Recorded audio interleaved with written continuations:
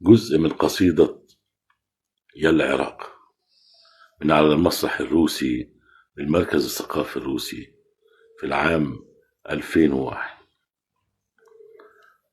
يا العراق، ما أحلاك يا العراق، بخسارة فيك الهلاك، يا أبو الحضارة والإمارة، سبحان من سواك.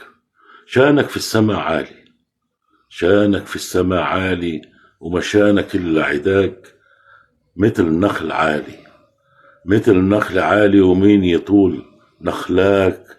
يا أبو المجد والعز، يا أبو المجد والعز، أنا عمري ليك وفداك، ومن بعيد بندهك وبنده اللي هناك. أنا مصري وبحبكم، لكن قلبي عراق. تحياتي لأهل العراق. الشاعر خالد فضل.